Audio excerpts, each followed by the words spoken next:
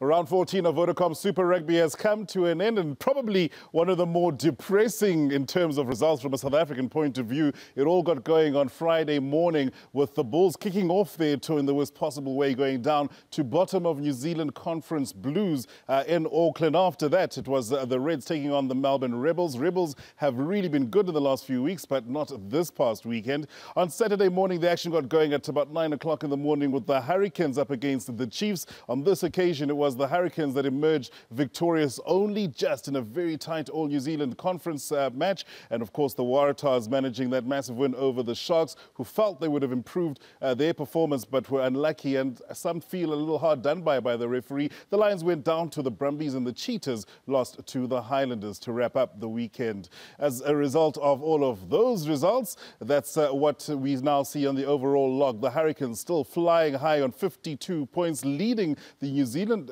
Conference, and in Australia it's the Brumbies now that top the log, and of course the Bulls doing particularly well before this past weekend and have still maintained their spot. But one must feel that it is the DHL Stormers who have emerged relatively unscathed from a South African point of view. Chiefs, Waratahs and Highlanders rather finish off the top six, and this is the latter part of the log, and it is the Stormers, as I mentioned, on 34 points, and will be looking good to try and reclaim top spot in the SA Conference, with the Lions breathing down their necks, 3 points separating them. And at the bottom, it's the Blues, Reds and Western Force who have nothing more to play for, Cheetahs included, but pride. As a result of that, it means that next week's matches for some teams will become all that much more important, including the Bulls, who move on to take on a Chiefs side we know can be very dangerous. And then the Reds will face the Sharks, who are still searching for that elusive win on their tour. On Saturday morning, the Blues will then welcome the Hurricanes,